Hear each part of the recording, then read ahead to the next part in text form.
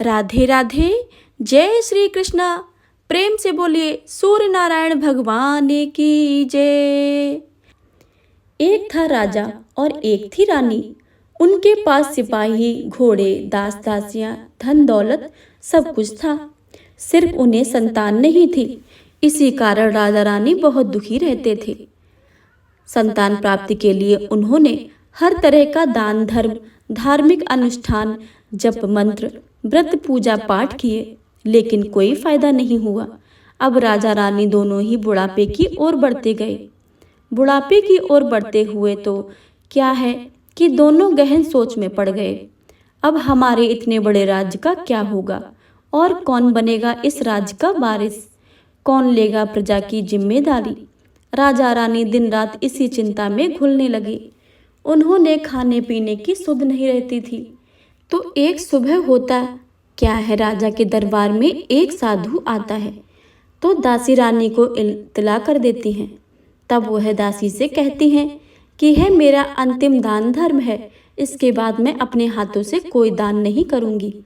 रानी चावल भरा छाछ हाथ में लेकर बाहर आती हैं और साधु की झोली में भिक्षा डालने के लिए आगे बढ़ती हैं। तो उसके चेहरे पर छाई उद्विग्नता साधु की दृष्टि में आ जाती है। वह उनसे पूछते हैं, रानी साहिबा क्या हुआ है, आप क्यों इतनी उदास हैं। तभी रानी साधु को सारी हकीकत बताती हैं और सिसकने लगती हैं। उस पर वह साधु कुछ पल भर गंभीर हो जाते हैं और कहते हैं, चिंता मत करना रानी साहिबा, आपकी संतान की इच्छा पूरी हो जाएगी। आपकी कोख से एक पुत्र जन्म लेगा। मात्र वह 14 साल तक ही आप लोगों को मिलेगा। इसके आगे वह इस मृतलोक में नहीं रह पाएगा। इससे बढ़कर आपको कुछ देना मेरे लिए संभव नहीं है। अपनी पूरी बात करते हुए अपनी झोली में हाथ डाला, थोड़ी सी भभूति निकाल कर रानी को दे दी और कहा कि आप और महाराज दोनों इसे बांटकर ग्रहण करना, तुम्हें जल्द ही पुत्र की प्राप्ति होगी। इतना कहकर साधु अपनी राह चला गया। उसके जाने के बाद रानी सोचने लगी, 14 साल तो 14 साल ही हैं, उतने समय के लिए हमें पुत्र मिलेगा, यही काफ़ी है। उतने साल तक मैं उसे जी जान से बड़ा ही प्यार करूंगी, उसे ढेर सारा लाड़ दुलार करूंगी, अपनी संतान की मुराद पूरी करूंगी। उस रात अपना सारा राजकाज खत्म करके राजा जब रानी के महल में गए तो रानी ने क्या किया कि राजा को सारी बातें और साधु की दी हुई भभूति राजा को दिखाकर बोली, साधु महाराज ने यह भभूति हम दोनों को ग्रहण करने के लिए कहा है। राजा बोले, इतना दान धर्म किया है, जब तब किया है, कोई फल नहीं मिला है। अब इस भभूति से हमें संतान प्राप्त होगी क्या। उस पर रानी बोली, जब इतना सब कुछ किया है तो यह भी सही। काम ख्वाह होकर उस साधु के क्रोध को क्यों बुलवा दें। राजा को अब किसी पर विश्वास नहीं था, लेकिन पत्नी को दुखी ना पहुंचे इसलिए वह राजी हो गए। राजा राजी हो गए तो क्या होता है कि राजा रानी दोनों नहाते धोते फिर अपने भगवान का नाम स्मरण करते हैं, अपने पुरखों को स्मरण करते हैं और उस साधु महाराज का नाम स्मरण करके वह भभूत बांटकर दोनों खाते हैं। उसके बाद दोनों निश्चिंत होकर सो जाते हैं। तो कुछ दिन गुजर जाते हैं और साधु द्वारा कहे अनुसार रानी गर्भवती हो जाती है। उस पर राजा रानी दोनों की खुशियों में गगन नहीं समाते। राजा रानी से बोले, महारानी सचमुच साधु महाराज की कृपा हो गई है। तो 9 महीने 9 दिन और 9 घंटे पूरे होकर रानी ने एक सुंदर गोरे चिट्टे पुत्र को जन्म दिया। राजा ने बड़ी धूमधाम से पुत्र का नामकरण किया। सारे राज्य में 8 दिन तक अन्न सप्त पर रखा गया, उत्सव मनाया गया। अब कुपुत्र की कुंडली देखने के लिए राज्य के सबसे विद्वान पंडित जी को बुलाया। तो कुंडली देखकर पंडित जी बड़े ही चिंतित हो गए। कहने लगे, महाराज हमारा राजपुत्र सिर्फ 14 वर्ष तक के लिए हमारे पास रहेगा। राजा को इस बात की भनक भी थी, रानी को भी साधु महाराज की बात याद थी। दोनों चुप रह जाते हैं। उसके बाद राजा और रानी बड़े लाड प्यार से बेटे की परवरिश करते हैं, उसकी हर ख्वाहिश को पूरा करते हैं। थोड़े समय के लिए ही सही, भगवान ने संतान की अपनी मुराद पूरी कर दी है, इससे वे समाधान मानते हैं। राजपुत्र दिन ही दिन बड़ा होता गया। वह जब 7 साल का हो जाता है तो राजा एक अच्छे गुरु की नियुक्ति करके उसे पढ़ाई लिखाई, राजशास्त्र, शस्त्र विद्या, घुड़सवारी इत्यादि 12 विद्याओं का शिक्षण देते हैं। जब वह सब शस्त्र विद्या में पारंगत हो जाता है और 12 साल की उम्र का हो जाता है, तब एक अच्छी सी राजकन्या खोजकर उसकी शादी कर देते हैं। तो 2 साल और बीत जाते हैं। बेटा 14 साल का हो जाता है। एक दिन राजपुत्र राजा से बोलता है, पिताजी, मैं अपना सारा राज्य घूमकर देखना चाहता हूँ। आज तक मैंने सिर्फ इस रजवाड़े के अतिरिक्त कुछ नहीं देखा है। बेटे की बात सुनकर राजा चिंतित हो जाता है, क्योंकि पुत्र का 14वां वर्ष शुरू हो जाता है। अब कोई अनहोनी होने का वक्त नजदीक आ पहुंचा था, लेकिन राजा ये बातें पुत्र को नहीं बता सकता था।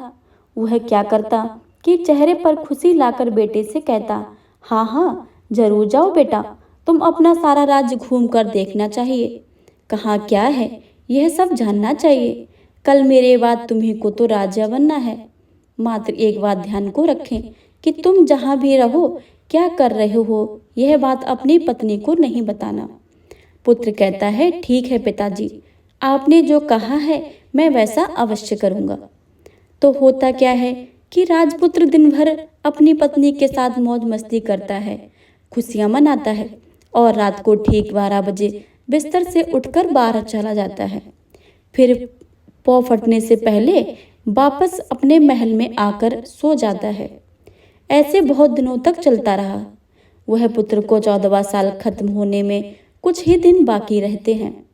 इतने में क्या होता है कि उसकी पत्नी यानी छोटी रानी रात में जाग जाती है। वह देखती है कि बिस्तर पर राजपुत्र है ही नहीं। वह चुप से महल में जाकर सब कुछ जगह देखती है, तो राजपुत्र कहीं भी नजर नहीं आता। तो वह क्या करेगी, किससे कहेगी? वह चुपचाप रहती है। फिर भोर होने पर वह देखती है कि उसका पति अपनी जगह पर सोया हुआ है। वह पति के से कुछ नहीं पूछती है, लेकिन दूसरी रात भी वैसा ही होता है। तीसरी रात और चौथी रात, ऐसे बहुत दिनों तक दिन चलते रहे। रानी बहुत ही चिंतित हो जाती थी कि पति रात को जाता कहाँ है, किससे मिलने जाता है। उसके मन में ढेर सारे सवाल उठते हैं, लेकिन उसे पूछने से डर लगता था। शायद पति गुस्सा होकर बैठे। सास ससुर से पूछने के बारे में सोचा तो उसकी कुल मर्यादा में बीच में आ जाती थी। तो इस तरह मन ही मन वह कुढ़ती रहती थी। इस हालत में उसे खाने पीने में दिलचस्पी नहीं होती थी। वह दिन पर दिन दुबली और पतली हो जा रही थी। तो उस राज्य में फूल बेचने वाले की एक बूढ़ी मालिन थी। वह हमेशा छोटी रानी को फूल देने उसके महल में आती थी। उस बुढ़िया का ध्यान छोटी रानी पर जाता है, तो वह पूछती है कि बेटी, तुम किस बात का दुख है? तुम इस तरह सूख कर कांटा क्यों बन रही हो? उस पर रानी कहती है, क्या बताऊं तुम्हें अम्मा, तुम्हारा राजपुत्र हर रात बिस्तर पर उठकर कहीं चला जाता है और सुबह भोर होते ही वापस आकर सोता है। वह कहाँ जाता है? प्रेमिका से मिलने जाता है क्या? क्या सोच सोच कर मैं अन्न जल ग्रहण नहीं कर पाती हूँ और सूख सूख कर इस तरह से कांटा बन गई हूँ। बुढ़िया सब बातें सुनकर उसे एक उपाय बताती है। तो बेटी ऐसा करना, आज रात तुम सोना मत, उसके पीछे पीछे जाकर देखना कि वह कहाँ जाता है, क्या करता है, उसकी अच्छी तरह से पहरेदारी करना। पर मुझे नींद आ गई तो? तुम्हें नींद ना आए इसलिए एक काम करना, अपने बाएं हाथ की उंगली में एक जख्म करना, उस पर थोड़ी सी मिर्ची छिड़कना। उससे तुम्हें बड़ी जलन होगी और उस पीड़ा में तुम्हें रात भर नींद नहीं आएगी। रानी बुढ़िया के कहे अनुसार करती है। उंगली की जलन से उसे थोड़ी देर तक नींद नहीं आती, लेकिन बाद में वह सो जाती है। दूसरे दिन सब बुढ़िया फूल लेकर उसके महल में पहुंचती है और पूछती है, क्या हुआ बेटी, देख पाई कि पति कहाँ जाता है? रानी कहती है कि नहीं अम्मा, पहले कुछ समय जलन पड़ने के कारण मुझे नींद नहीं आई, पर कुछ देर पश्चात मैं सो गई। बुढ़िया कहती है, कोई बात नहीं, आज तुम उंगली पर पहले से थोड़ा बड़ा जख्म करना और ज्यादा मिर्च लगाना। तो वो रानी वैसा ही करती है, परंतु वह सिर पति के बिस्तर से उठकर बाहर निकलते वक्त जग पाई। वह उसके पीछे नहीं जा सकी, क्योंकि उसकी आंखें उस समय तक मूंद गई थी। दूसरे दिन सुबह बुढ़िया आती है तो उसने पूछने से पहले ही रानी रोकर कहती है, अम्मा, मैं आज भी उनके पहरेदारी ठीक से नहीं कर पाई। बुढ़िया कहती है, रोना नहीं बेटी, सब कुछ ठीक हो जाएगा। तुम आज रात जख्म और बड़ा करना और उस पर ज्यादा मिर्च छिड़कना, और एक काम करना बेटी, जब वह जाने के लिए निकलता है तो उसका रास्ता रोकना। बुढ़िया ने जैसा बताया रानी ने वैसा ही करती है। आज रात उसे नींद नहीं आती है। पति रात 12 बजे बिस्तर से उठकर जब महल से निकलने के लिए चलने लगता है तो वह बुढ़िया ने जैसा बताया वैसा ही करती है। दौड़कर जाकर पति का रास्ता रोकती है और कहती है कि कहाँ जा रहे हो, किससे मिलने जा रहे हो, मुझे बताओ। राजपुत्र उसे समझाने की बहुत कोशिश करता है। देखो, अगर मैंने तुम्हें यह बताया तो मैं दोबारा नहीं मिल पाऊंगा। कोई बात नहीं, नहीं मिल पाओ, लेकिन आप रात में कहाँ जाते हो वह सब मुझे पहले बता दीजिए। राजपुत्र निरुपाय हो जाता है। पत्नी की जिद के आगे उसकी एक नहीं चल पाती है। ठीक उसी प्रकार उसी समय उसका 14वां साल खत्म होकर 15वां साल लगने वाला था। जो होता है वह जाने दो, वह सोचता है और कुछ चावल मंत्रों में सिद्ध करके पत्नी को देकर कहता है, इन चावलों के दानों को दोनों हाथों की मुट्ठी में पकड़ना। पहले दाएं हाथ में पकड़े चावल मेरे ऊपर फेंकना। मैं कौन हूँ तुम्हें पता चल जाएगा। बाद में बाएं हाथ में पकड़े चावल मेरे ऊपर फेंकना। मैं जैसा था तुम्हें मिल जाऊंगा। लेकिन यदि तुम बाएं हाथ के चावल मेरे ऊपर फेंकना भूल गई तो मैं तुम्हें कभी नहीं मिल पाऊंगा। नहीं भूलूंगी, रानी में बड़े आत्मविश्वास के साथ कहकर दाएं हाथ के पकड़े चावल पति के ऊपर फेंक देती है तो राजपुत्र एकदम एक विशाल घोड़ा बन जाता है। एकदम उम्दा, सफेद, गर्दन पर लंबी आयाल देखते देखते वह तेजी से दौड़ने लगता है। रानी उस समय घोड़े को एकदम भौचक्की होकर देखने लगती हैं और पति ने बाएं हाथ के चावल फेंकने की जो बात कही थी वह भूल जाती हैं। उसकी आंखों के सामने घोड़ा महल के बाहर निकल कर जाता है। घोड़ा जो महल से बाहर जाता है तो वापस ही नहीं आता। अब रानी को बड़ा पश्चाताप होता है। वह स्वयं को कोसने लगती हैं, लेकिन अब उसका कोई फायदा नहीं होने वाला था। राजपुत्र अब वापस नहीं आने वाला था। सुबह होते ही महाराज महारानी को सब पता चल जाता है। वह उन्हें बहुत दुख होता है। वे बिस्तर पकड़ते हैं और राह देखते हैं कि एक दिन उनका बेटा वापस आ जाए। इस तरह 1 महीना गुजरता, 2 महीने गुजरते, 3 महीने गुजरते, आखिर 6 महीने पूरे होते हैं। राजपुत्र का कोई अता पता नहीं लगता। प्रधान राजपुत्र को ढूंढने के लिए राज्य के गांव-गांव सिपाही भेजते हैं, लेकिन उन्हें कोई सफलता नहीं मिलती।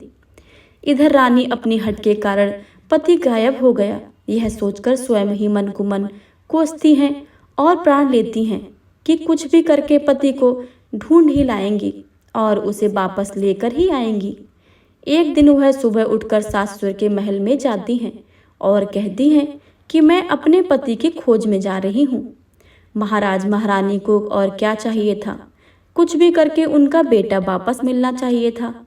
वे बहू को जाने की अनुमति देकर कहने लगे, बेटी तुम जो चाहो करो, वहाँ जाना, लेकिन मेरे बेटे को वापस लेकर ही आओ।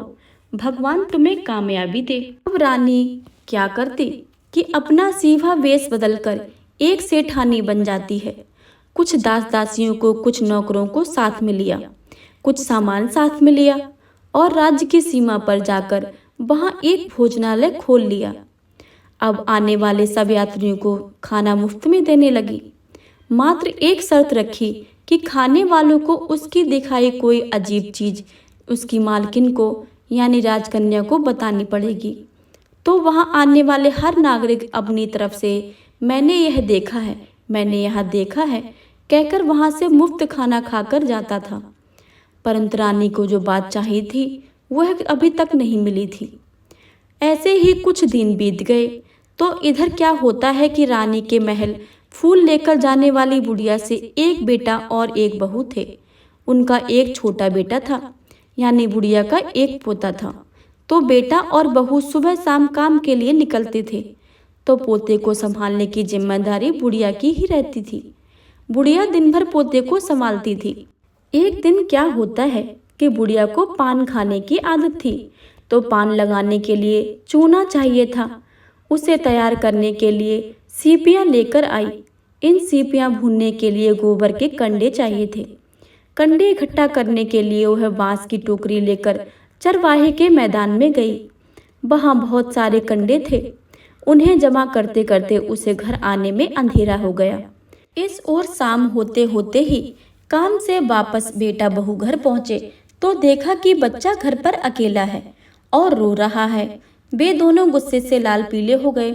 इतने में बुढ़िया घर आ पहुंची। बेटा ने पूछा, पोते को घर पर अकेला छोड़कर कहाँ गई थी? बुढ़िया बताने लगी कि मैं गोबर के कंडे इकट्ठे करने गई थी। इस पर बेटा बोला, दोबारा बच्चे के अकेला घर पर यदि छोड़कर जाओ तो मैं तुम्हें बहुत पीटूंगा। बुढ़िया कहने लगी, नहीं बेटा, फिर कभी ऐसा नहीं करूंगी। लेकिन दूसरे ही दिन बुढ़िया वह बात भूल गई और फिर चरवाहे के मैदान में कंडे इकट्ठा करने चली गई। शाम को जब बेटा बहू काम से वापस लौटे तो देखा कि बच्चा घर पर अकेला है और रो रहा है। अब उसके बेटे की सहन शक्ति खत्म होने लगी और बुढ़िया के वापस आने पर उसे घर से निकाल दिया। बुढ़िया रात भर घर के बाहर अंधेरे में बैठी रही और सुबह होते ही हाथ में टोकरी लेकर कंडे इकट्ठे करने लगी। उस दिन उस कंडे में इकट्ठा करने का मानो पागलपन सवार था। कंडे इकट्ठा करते करते कब अंधेरा छा गया उसे मालूम ही नहीं चला। उसे जब ध्यान आया तो गांव का रास्ता भी ठीक से नहीं दिख रहा था। वह अंधेरे में आंखें फाड़ फाड़ कर देखती देखती किसी तरह आगे निकल पड़ी। तो क्या होता है कि एक कपिला गाय छन छन की आवाज करते, गले की घंटी बजाते ठुमक ठुमक कर उस मैदान पर आ जाती हैं। उसे देखकर बुढ़िया सोचने लगती है कि इस गाय के पीछे पीछे जाऊंगी तो गांव में पहुंच जाऊंगी। तब बुढ़िया उसके गाय के पीछे पीछे जाने लगी। वह गाय क्या करती है कि उस मैदान से लेकर एक एक करके 6 मैदान पार करती है। आखिर में वह 7वें मैदान पर पहुंचती है। तो क्या होता है कि उस मैदान पर एक बड़ा सा पत्थर है। गाय जाकर उस पत्थर को अपना सींग मारती है। सींग मारा तो वह पत्थर टूट जाया और पाताल में नीचे जाने की सीढ़ियां दिखने लगी। तब वह गाय उन सीढ़ियों से नीचे जाने लगी। बुढ़िया भी यह सब देखती रही और झट जाकर गाय की पूंछ को पकड़ लिया। पूंछ पकड़कर वह गाय के साथ नीचे पाताल में पहुंच गई। पाताल में पहुंचते ही तुरंत गाय की पूंछ छोड़ दी और इधर उधर देखने लगी। वहीं से बुढ़िया ने देखा कि पाताल में सब जगह जगमगाहट थी। दिया दीपक जल रहे थे और तेज रोशनी गाय के ऊपर पड़ती है और वह अद्भुत घटनाएं घटने लगती हैं। गाय के नीचे जाते ही उसके गले में अपनी एक सकाल पड़ जाती है और छमछम करके कोई दुधाड़ी से गाय का दूध दोहने लगता है। लेकिन जो भी कोई वह कर रहा है वह मात्र दिखाई नहीं दे रहा है। बुढ़िया बहुत घबरा गई। कहाँ आकर फंस गई हूँ, यह सोचने लगी और वहां छिप जाने के लिए जगह ढूंढने लगी। लेकिन उसे कहीं भी जगह नहीं मिली। हर जगह उजाला ही उजाला था। तो वह एक कोने में खड़ी रहकर और सब कुछ सामने हो रहा था वह चुपचाप देखने लगी। कुछ पल के बाद वह झट से एक उम्दा सफेद घोड़ा आया। वहां 2 कुंड थे। उसमें से एक कुंड में उस घोड़े ने छलांग लगाई और ऊपर आ गया। अब उसे राजपुत्र का रूप प्राप्त हो गया। राजपुत्र बनने के बाद उसने दूसरे कुंड में पानी में स्नान किया। वहां रखे नए कपड़े पहने। नजदीक ही एक सुंदर पलंग था, उस पर आकर बैठ गया। उसके सामने अपने आप 5 पकवानों की थाली आ गई। दूध की एक प्याली आ गई। पान सुपारी आ गया। उसके सामने एक दिया जलता रहा। राजपुत्र ने खाना खाया, दूध पिया, पान सुपारी खाया और बिस्तर पर लेट जाने से पहले सूर्य देव का स्मरण करके अपने जलते दिए से पूछा, दिए दिए दीपंकर, मेरा माता पिता क्या कर रहे हैं? दिया बताने लगा, बेटे के शोक में डूबे हैं। राज्य कौन संभाल रहा है? राज्य प्रधान संभालता है। मेरी पत्नी क्या करती है? उसने चौराहे पर भोजनालय शुरू किया है और आते जाते लोगों से वह नई खबरों के बारे में पूछती है। दिए के है कहते ही राजपुत्र कहता है ठीक है। उसके बाद वह सो गया। बुढ़िया कोने में खड़ी रहकर यह सब देखती रही। ऐसी अद्भुत घटना उसकी जिंदगी में पहली बार देखी है। उसे अंदर ही अंदर चुलबुलाहट होने लगी और भूख प्यास भूल गई। और आगे क्या होता है कि उत्सुकता में देखने लगती है। लेकिन उसके बाद कुछ ऐसी घटनाएं घटती हैं। रात गुजर हुई और सुबह हो गई। सुबह होने पर पलंग पर सोया राजपुत्र उठा और फिर से पहले कुंड में छलांग लगाई तो वह फिर से घोड़ा बनकर कुंड से बाहर आ गया। बाहर आते ही वह तेजी से उस पाताल नगरी से बाहर निकल गया। लेकिन वह कहाँ गया, बुढ़िया को कुछ पता नहीं चला। उसके बाद पिछली रात की तरह कोई उस गाय का छमछम करके दूध दोहने लगा। जैसे ही दूध दोहना खत्म हुआ, उसके गले की साकर अपने आप खुल गई और वह तेजी से ऊपर आने वाली सीढ़ियों के ऊपर भागने लगी। गाय को देखते देखते बुढ़िया सोचने लगी कि अब गाय के साथ यहाँ से ऊपर जाना ही समझदारी है, नहीं तो कोई मुसीबत आकर मेरे ऊपर टपक जाएगी। झट से उसने गाय की पूंछ पकड़ ली और गाय के साथ ही ऊपर आ गई। गाय जब मैदान में पहुंची तो उस सुरंग का रास्ता अपने आप भी बंद हो गया और उसके मुंह का एक बड़ा सा पत्थर पूर्ववत खड़ा हो गया। ऊपर आकर वह जंगल की ओर निकल गई तो इधर बुढ़िया एकदम बावली सी हो गई। उसने पाताल नगरी में जो कुछ देखा वह जल्द से जल्द किसी को बताने के लिए उतावली हो उठी। उसे एकदम याद आया कि नगर की सीमा पर कोई औरत भोजनालय चलाती है और नई बात बताने वाले को अच्छा खाना पीना मुफ्त में देती है। वह सोचने लगी क्यों ना मैं यह बात उस औरत को जाकर बताऊं। यदि उसे यह बात पसंद आई तो बाकी जीवन खाने पाने की झंझट से मुक्ति मिल जाएगी। बुढ़िया ने मन में तय किया और तुरंत उस भोजनालय के द्वार पर टंगे नगाड़े के सामने खड़ी हो गई और जोर जोर से नगाड़ा बजाना शुरू कर दिया। नगाड़े की इस तरह सुनकर मालकिन यानी छोटी रानी मन में प्रसन्न हो जाती हैं कि शायद कोई बड़ी बात लेकर यहाँ आया है। रानी सिपाहियों को आदेश देती हैं, जाइए और जो कोई आया है उसकी अच्छी खातिरदारी कीजिए। आदेश पाते ही सिपाही नीचे दौड़ गए तो एक बुढ़िया नगाड़ा बजा रही थी। उन्होंने पूछा, क्यों रे बुढ़िया, क्या हुआ, क्यों नगाड़ा बजा रही है? बुढ़िया बोली, कुछ नहीं बेटा, यह खाना मिलता है ना, इसलिए आई हूँ। खाना चाहिए, मिलेगा, लेकिन तुझे कोई नई बात बतानी पड़ेगी। हाँ बताऊंगी, एक बात मालूम है मुझे। इस पर सिपाही उसे अंदर लेकर अपने मालकिन का आदेश था कि कोई बूढ़ा बुजुर्ग वहाँ आए, उनके साथ अच्छी तरह पेश आना है, उनका अच्छा आदर आतिथ्य करना है। तो सिपाहियों ने इस बुढ़िया का भरपूर आदर आतिथ्य किया। उसे बड़ी सी थाली भरकर व्यंजन परोसते हैं। बुढ़िया कुछ दिनों से भूखी थी, वह खाने पर टूट पड़ी। खाना खाने के बाद सिपाहियों ने उसे नई साड़ी पहनने को दी। उसके बाद उसे लेकर रानी के पास गए। बुढ़िया और रानी ने तुरंत एक दूसरे को पहचान लिया। बुढ़िया बोली, बेटी तुम? और रानी बोली, अम्मा तुम? बड़ी देर तक दोनों भांति भांति की बातें करती रही। आखिर कुंवारिन बुढ़िया से कहने लगी, अम्मा आप बताओ तुमने क्या बात नहीं देखी है? नई बात? मैंने कोई नई बात नहीं देखी है। वह तो मेरे पास तुम्हारे देने के लिए खाने के पैसे नहीं थे, इसलिए मैंने झूठ बोला और नगाड़ा बजाया। रानी ने कहा, अम्मा घबराना नहीं, मैं किसी को तुम्हारा नाम नहीं बताऊंगी। फिर भी बुढ़िया ने मैंने क्या देखा है, कब देखा है करके आनाकानी करने लगी। इस पर कुंवारिन ने उसने कहा, देखो अम्मा, यदि तुमने मुझे यह बात नहीं बताई तो जिंदगी भर तुम्हारी देखभाल करूंगी, तुम्हें रानी माता की तरह रखूंगी। अब बुढ़िया बताने को तैयार हो गई। उसने जो उस चरवाहा वाले मैदान पर देखा था वह सब कुछ रानी को बता दिया। बुढ़िया की बातें सुनकर रानी को यकीन हो गया कि वह राजपुत्र उसी का पति है। वह तुरंत बुढ़िया से कहने लगी, अम्मा मुझे उस जगह पर ले चलो। नहीं बेटी, वह पाताल राज्य है, सांप है, यदि किसी ने तुम्हें देख लिया तो तुम्हारी जान खतरे में पड़ सकती है। लेकिन रानी उसकी एक ना सुनती, उसे उसी जगह ले जाने के लिए हट करने लगी। आखिर में बुढ़िया ने उसका कहा मान लिया और कहने लगी, ठीक है, मैं तुम्हें वहां लेकर चलती हूँ, पर आज नहीं कल। वहां जाना है तो शाम को ही जाना होगा। तो दूसरे दिन दोपहर को रानी बुढ़िया के साथ उस मैदान पर गई और एक जगह छुपकर गाय के आने की राह देखने लगी। दिन ढलते ही अंधेरा घिरने लगा और गाय हमेशा की तरह वहां आ गई। मैदान के उस कोने से जाकर उसने पत्थर पर सींग मारा तो झट से पत्थर हटकर वहां सुरंग में जाने का रास्ता खुल गया। गाय उसे रास्ता से नीचे उतरने लगी तो बुढ़िया रानी से कहती है, जल्दी जल्दी आगे बढ़ो बिटिया, हम गाय की पूंछ पकड़कर नीचे उतरेंगे।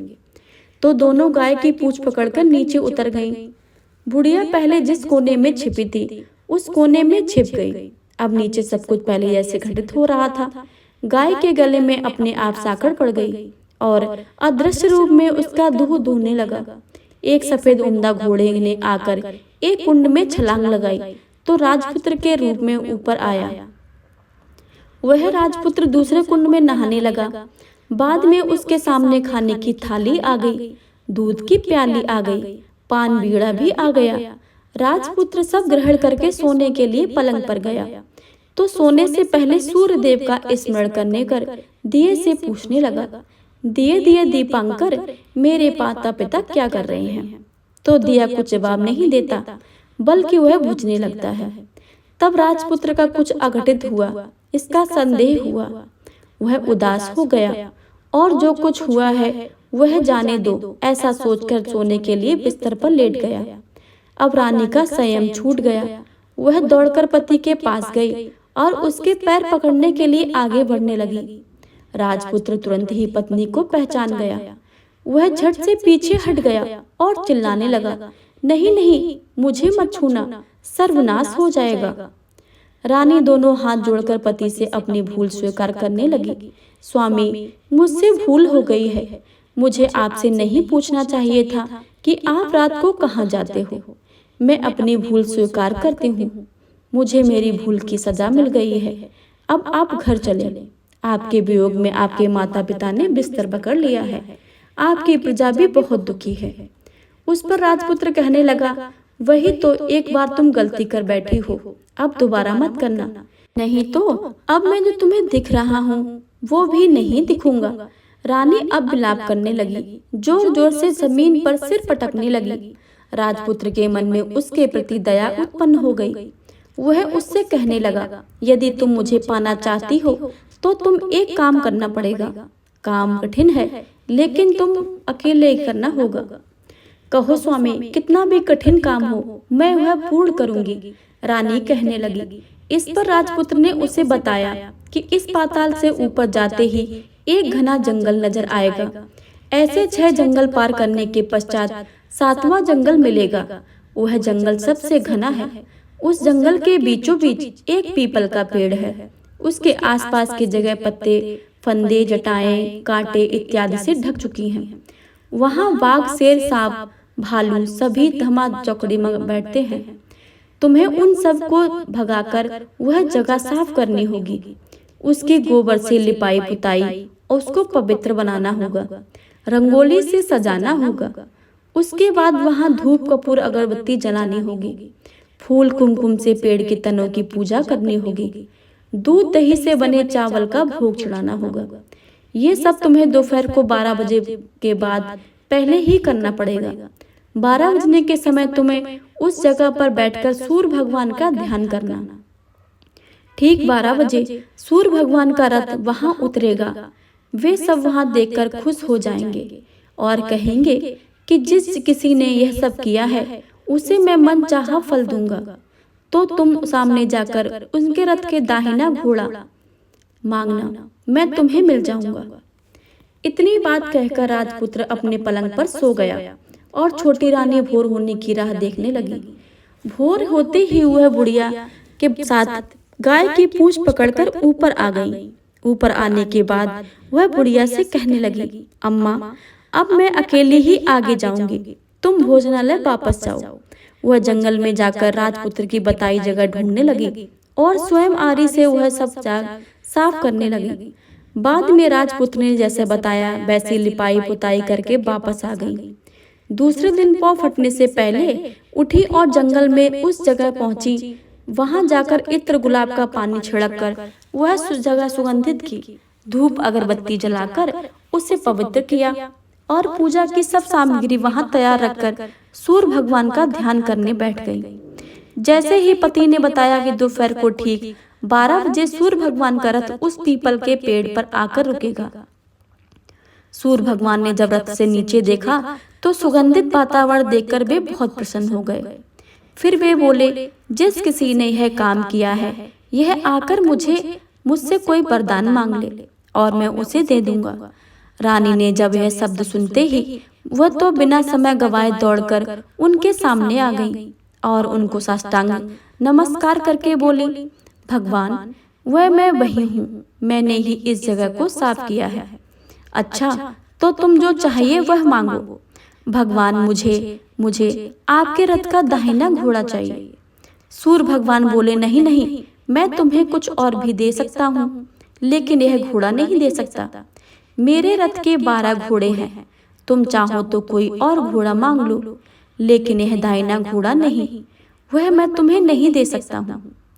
छोटी रानी ने एक नहीं सुनी, वह सूर्यदेव से एक बात कह रही थी, वही दाहिना घोड़ा दे दीजिए, नहीं तो मैं आपके पैरों में गिरकर अपनी जान दे दूंगी। सूर्यदेव धर्म संकट में पड़ गए। उन्होंने वचन दे दिया था, अब अपने वचन से पलट गए तो नहीं हो सकते थे। ठीक है, दिया तुम्हें घोड़ा, सूर्यदेव ने कहा। फिर एक बात और भी कही, देखो, मैंने तुम्हें घोड़ा तो दिया है, लेकिन वह तुम्हें यहाँ नहीं मिलेगा, तुम्हें उसे पाताल में जाकर ही लाना होगा। रानी बोली, पाताल में? मैं क्या भगवान, मैं उन्हें पाने के लिए कहीं भी जा सकती हूँ। रानी को वचन सुनकर सूर्यदेव अपने मार्ग में चले गए और इधर रानी जंगल से अपने भोजनालय में आ गई। फिर वह बुढ़िया को लेकर उस मैदान पर आ गई। जल्दी ही शाम हो गई। शाम होते ही वहां एक गाय आई। उसने सींग मारकर तुरंत सुरंग को बना दिया और नीचे उतरने लगी। रानी और बुढ़िया जल्दी जल्दी उसके पूंछ पकड़कर नीचे उतर आई। नीचे पाताल में सब घटनाएं पहले की तरह घटने लगी। घोड़े का एक कुंड में नहाकर राजपुत्र बन जाना, नहा धोकर पलंग पर बैठ जाना, तो उसने थाली खाने की, दूध की प्याली आना, पान बीड़ा आना। लेकिन आज एक बात नहीं घटी। आज 2 थाली, 2 दूध की प्याली, 2 पान के बीड़े उसके सामने आए। वह कुछ नहीं बोला। उसने हिस्से की थाली खाकर, दूध पीकर और पान बीड़ा चबाकर वह सोने चला और हमेशा की तरह दिए से पूछने लगा, दिए दीपांकर, मेरे माता पिता क्या करते हैं? दिया ने बताया, वे दोनों बहुत शोक से मरने की स्थिति में पहुंच गए हैं। ऐसा झट से उसकी आंखों से आंसू टपकने लगे। फिर वह पूछने लगा, दिए दीपांकर, मेरा राज्य कौन चला रहा है? तुम्हारा राज्य प्रधान चला रहा है और सब कुछ हड़प चुका है। वह प्रजा पर बहुत अत्याचार कर रहा है। सुनकर राजपुत्र को बहुत गुस्सा आया। वह गुस्से से अपने मुट्ठी भींचने लगा। वह पूछने लगा, दिए दीपांकर, मेरी पत्नी क्या कर रही है? अब दिया कुछ नहीं बोला, चुप रहा। अब रानी का संयम जवाब दे गया। वह दौड़कर पति के गले लग गई। अब मैं तुम्हें मिल गई हूँ, राजपुत्र कहने लगा। सच कहते हो? आप फिर से सा घोड़ा तो नहीं बन जाओगे? नहीं, दोबारा घोड़ा नहीं बनूंगा। मैं तुम्हें जो इतने सारे संकट कष्ट उठाए हैं मुझे पाने के लिए, इसलिए सूर्यदेव ने मुझे सदा के लिए घोड़े के जन्म से मुक्त कर दिया। राजपुत्र ने बड़े प्यार से कहा और उसे गले लगाया। उसके पोछे आंसू पोछे और कुछ देर के पश्चात भोर हो गई तो गाय की श्रृंखला टूटकर उसे ऊपर भूलोक जाने लगी। रानी, राजपुत्र और बुढ़िया उसके पूंछ पकड़कर ऊपर आ गए। ऊपर आने पर वे सीधे भोजनालय में पहुंचे। वहां का सारा सामान लोगों में बांट दिया और उसका ताला लगाकर अपने राज्य में लौट गए। राजपुत्र वापस आता और उसके तेवर देखकर प्रधान घबरा गया। राजपुत्र ने उसे बंदी बनाकर कैद खाने में डाल दिया और राज्य का बागडोर अपने हाथों में ले ली। उसके बाद वह अपने माता पिता को मिलने उनके महल गया। तब राजपुत्र को क्या दिखता है कि उसके माता पिता उसके शोक में अस्थिर पंजर बन गए हैं। पुत्र को वापस आया देखकर मरणासन राजा रानी की आंखों से आंसू टपक टप बहने लगे। इन दोनों ने पुत्र को गले लगाया, उसे प्यार से सहलाया। इतना होने के बाद उनके सेहत से एकदम सुधार आने लगा। वे अब बिस्तर से उठकर बैठ गए, पुत्र को आशीष देने लगे। राजपुत्र के आने की खबर तुरंत राज्य में फैल गई। प्रजा खुशी से फूली नहीं समाई। प्रजाजन राजमहल के सामने इकट्ठे हो गए। राजपुत्र ने भी उन्हें दर्शन दिए और आज से उन्हें कोई दुख नहीं पहुंचाएगा, ऐसा वचन दिया। अब राजा अपने पुत्र को राज्याभिषेक करके उसे सिंहासन पर बिठाता है और बहू को महारानी का दर्जा देता है और स्वयं अपनी पत्नी के साथ ईश्वर स्मरण के लिए खुशी खुशी दिन बिताता है। महाराज बना राजपुत्र अच्छी तरह से राज चलाने लगा और अपनी पत्नी के साथ सुख और शांति से जीवन बिताने लगा। उस बुढ़िया को रानी ने अपने ही पास रख लिया, उसकी अच्छी तरह से देखभाल करने लगी। बुढ़िया और उसके बुढ़ापे के दिन खुशी से गुजर गए। तो हे सूर्यदेव महाराज, आपकी इस कथा को पढ़ने वाले, सुनने वाले तथा हुंकार भरने वाले सब पर अपनी कृपा बनाए रखना। प्रेम से बोलिए